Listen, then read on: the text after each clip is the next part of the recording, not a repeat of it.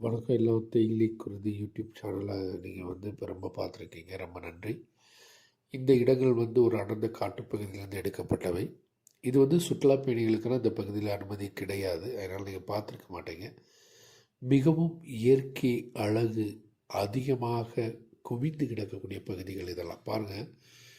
வெளிநாடுகளில் உள்ள அந்த அதே போல் காலநிலை, அதே போல் அழகு நிறைந்த பகுதி தான் இது.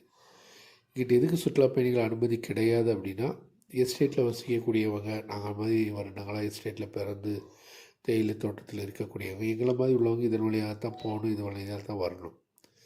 பாருங்கள், 2 சைடும் அடர்ந்த காடுகள் இருந்தாலும் சரி, அந்த காடுகளுக்கு நடுவில் வானளவு உயர்ந்து இருக்கக்கூடிய பெரிய பெரிய மலைப்பகுதிகள், அந்த மலைப்பகுதிகளை தொட வாஞ்சையோடு பாய்ந்து வரக்கூடிய மேக கூட்டங்கள், எவ்வளோ பெரிய வெயில் காலமாக இருந்தாலும் சரி, இங்கே மேகங்களை நீங்கள் எப்போவுமே வானத்தில் பார்க்கலாம். மேகக்கூட்டங்கள் எங்கேயாவது ஒரு நிலை வெண்மேகம், அது மாதிரி கார்மேகம், அந்த மழை டைமில் கார்மேகம், இதெல்லாம் நிறைந்திருக்கும்.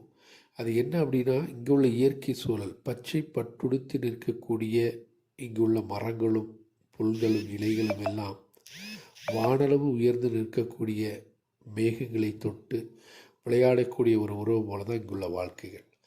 பாருங்கள், என்ன இருந்தாலும் மூணாருக்கு ஒரு பெருமை சேர்ப்பதே தேயிலை தோட்டம் தான். அந்த தேயிலை காடுகளுக்கு நடுவில் கூடி தான் நம்ம இப்போ பயணத்தை அடுக்கடுத்து மேற்கொள்கிறோம்.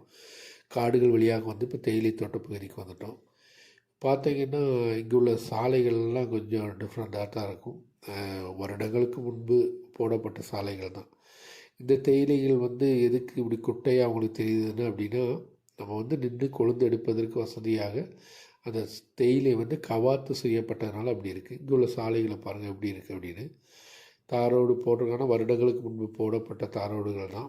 இப்போ மெயின்டெனன்ஸ் இல்லாமல் தான் போய்கிட்டு இருக்குது. ஏன்னா ஒவ்வொரு இடங்களிலும் தேயிலை தொழிலாளிகளுடைய வாழ்க்கைகள் இப்போ மாறிக்கிட்டு இருக்குது. அந்த காலத்தில் உள்ள வாழ்க்கையை போல் இல்லை. இப்போ எவ்வளோ பெரிய லாபங்கள் வந்தாலுமே தேயிலை நஷ்டம் அப்படின்னு சொல்கிற அளவுக்கு இருக்குது.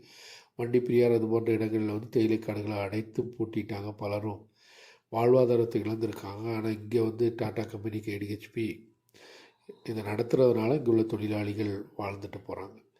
பாருங்கள், எங்கு பார்த்தாலும் இயற்கை அழகு அதிகமாக இருக்கக்கூடிய மூணாருக்கு நீங்கள் சுற்றுலாவிற்கு வந்தீங்க அப்படின்னா உண்மையிலே உங்களுக்கு எந்தவித மகிழ்ச்சி குறைவே ஏற்படாது. அந்த அளவிற்கு இயற்கை உங்களை வரவேற்கும், ஆசீர்வதிக்கும்.